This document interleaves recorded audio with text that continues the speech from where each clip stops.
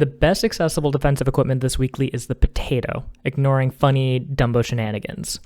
Given the slower and limited scaling options and low-value defensive perks, weekly teams look really vulnerable to being wiped at start of battle to Sunfish, which deals 4, 8, or 12 damage to all pets ahead on odd turns. There's good enablers and abusers, including Fairy Armadillo, Crane, Tiger, and Ammonite, to really try and lock in the win.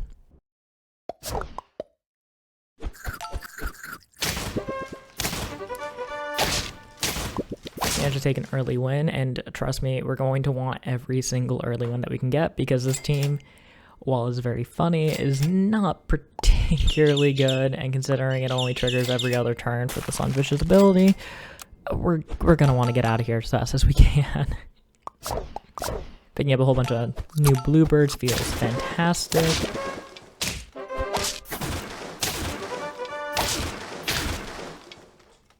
And at least we don't lose life, not that it would mean anything because of the life recovery system to begin with. We level into an orangutan, which feels pretty good.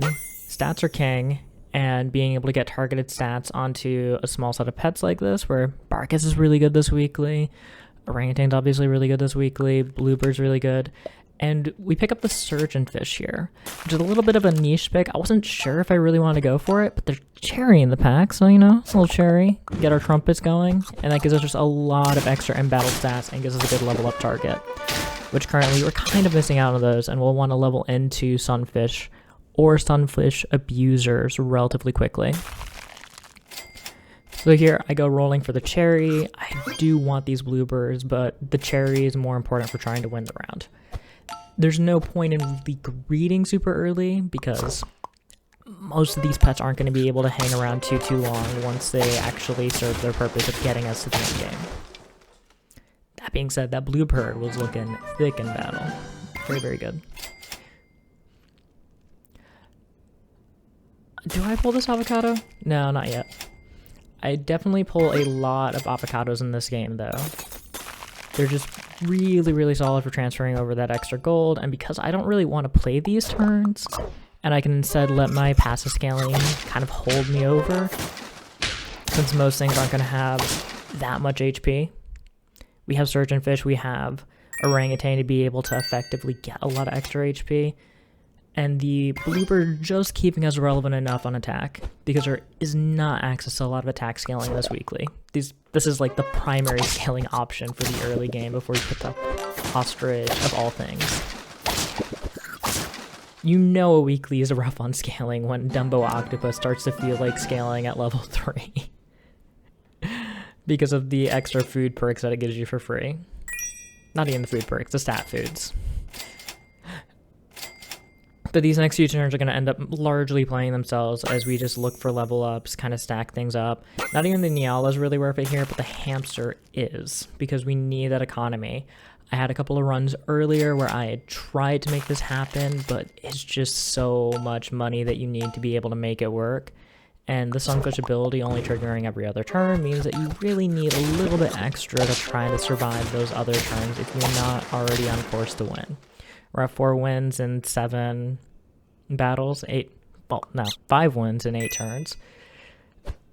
Oh, we'd still have to go for 10 more turns of assuming that we win on only the odd turns, and we'd still be dead by then because of the amount of life that we have. Those hamsters are already competitive over our Barkas that we've had on the board the entire time in terms of stat line, which is insane. Absolutely wild. So definitely doesn't feel that bad to pull it in, as we get a fairly comfortable win there, but we're down to our last unit that we just pulled in.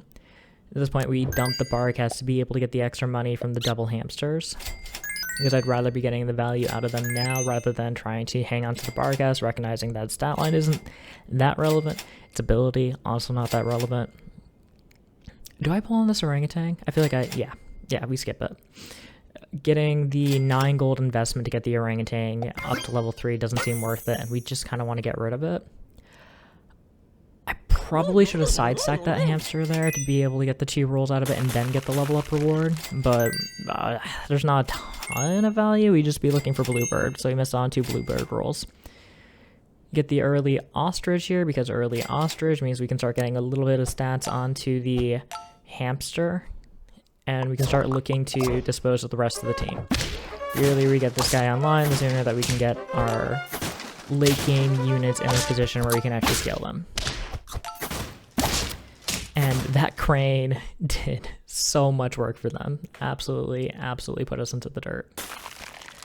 I don't think there's anything that we're looking for on this turn other than a little bit of extra stats onto our hamster here. I'm not sure if I should even be trying to use the ostrich here, but it does give us the best chance of winning the turn, so I suppose it's correct.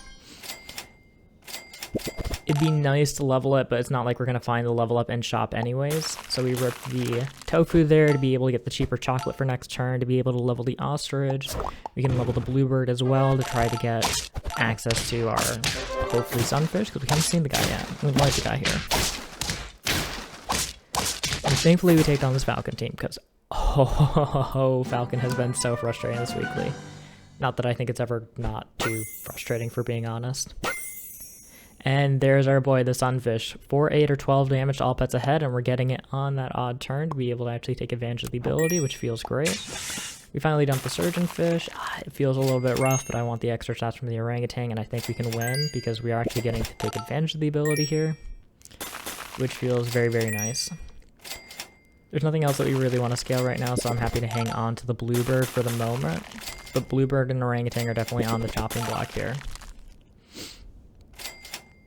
And there's another hamster, so the question is, do I immediately sell for it? Thankfully, I do not, because the 1623 that gives us +3 stats is more valuable than a hamster that we can't actually use this turn. I think I do drop the hamster next turn, though, which is insane to think about. Comfortable win, we got 2 to go. And there's another sunfish, there's another ostrich. It is looking like we are getting rid of most of our team here. Taking a moment here to think through what I actually want to do, because it's not a trivial decision. Something to note here is that the side-stacked ostriches do not work, as far as I'm aware. We'll see if we get a trigger here, but I'm fairly certain that the one re-rolls and then the other doesn't see the job. Yep. So the level 1 ostrich there didn't trigger. Totally fine though, the order on that. And we want to try to go for a level 3 ostrich here, I imagine, because the extra stats are more valuable. Keeping the separate hamsters is really nice too, compared to trying to force for level 3 on it. I don't know if I really need to put the sunfish all the way in the back here. It's got better stats than most of these guys. I think it's just habit from a previous round where it was very important to have the sunfish all the way in the back.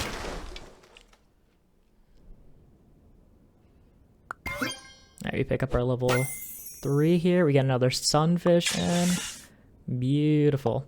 Do I freeze this potato? No, we hate potatoes here. Allegedly.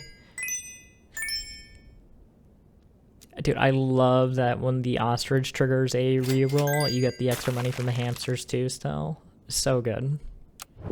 The synergy is actually so nice off of the force rerolls from the ostrich, I've noticed.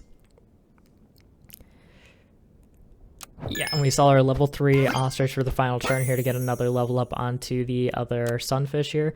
We only found... Did we only find 2 of them naturally in shot? And the ammonite lets us then get these extra snipes in, which feels very, very nice. Not the most impressive team that ended off on, but hey, it's a W. So this is a round that I had done earlier, before the previous run.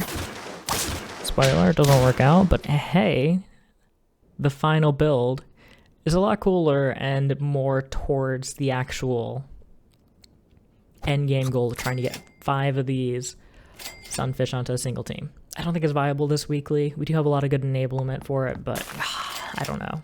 I don't know how you do it. It seems very, very hard to do. And I'm not a particularly competent customs player. So we get our nudie branch. Nudie branch? Nudie branch. I keep wanting to call it nudie beach. It's definitely not nudie beach. We have a nudie branch start. Gives a lot of tempo. Basically guarantees that we trade. But there is Fossa in the pack, and you know, clearly Fossa of a heavily attack stacked unit is a good synergy, so we leave those guys up front. Just kicking myself for not noticing them during the actual gameplay, but nonetheless. It's also quite awkward having the orangutan here while subbing in and out all of these units. It doesn't feel like the most competent early team, but I think it doesn't hold that well. But we lose our first life about 5 turns deep, so that's not too bad. Again, we don't really care about our early team because all of the pets that we care about are tier 5, tier 6, so it's just about keeping early lives. Nothing else is really a priority. Another Fossa team here. You really think me having a Fossa would encourage me to put my biggest unit further back so it doesn't get Fossa'd, but we don't get punished, so clearly I'm not going to do anything about it. Yep, I'm not going to do anything about it and did not notice. He is blind. We do see this Fairy Armadillo though, and Fairy Armadillo is something that we could keep late game. We can start stacking some attack onto it. There isn't a ton of ways to stack attack, and that crane is very, very good. I think we get rid of the Bigfoot here, even though it's a half level, because the Fossa, I'm still convinced, is a helpful unit, despite the fact that we're likely to trade with the first 2 units comfortably anyways. But maybe the Fairy Armadillo gets some more value. Ooh, this is an interesting looking lineup here, but not strong enough. I do think that Seaweed is a very, very good perk this weekly. There's a lot of pets that get their started battle value and then they're done that are quite good to take this weekly. And we do push for the level 3 orangutan here. I think part of the reason for this is we have the Fairy Armadillo, we have the crane, so we get more value out of trying to stack it. But it's hard to get any relevant level ups right now. Nor do we even necessarily want them on this turn. We want to hang on to them for a turn. So I'd rather keep the shop open. Do I pull this avocado? Save the avocado, get the orangutan, pull the orangutan instead. It's not our guys, so those aren't the guys we want. Unfortunate. Dude, the neuter branch is becoming like an actual unit though. Getting enough HP from the orangutan to be functional. Very good. That Fairy Armadillo tanks like crazy. Assuming we rip that onto the fairy, yep. And we get our first Sunfish here, though it is on an off turn. Get rid of the Fossa fairly comfortably. Even though it's a half level, level ups are becoming less relevant. And I'd rather just get rid of a fairly non-functional unit. It could synergize well actually with the Sunfish upon further reflection because we tank their HP and then hit them with a wide snipe. But it doesn't give us a better chance of actually full wiping their team. And that's the real goal here. You want to get a funny full wipe. There's another Sunfish. I think we can get rid of the neuter branch, yep. Especially since it's on the correct turn to take advantage of this. Do we keep the orangutan here? We have so much invested in it, but there's a lot of good stuff here in the shop. Yeah, we just pass up on those. Now do I sell the orangutan? Or do I sell the Fairy Armadillo? Don't tell me I sell the Fairy Armadillo.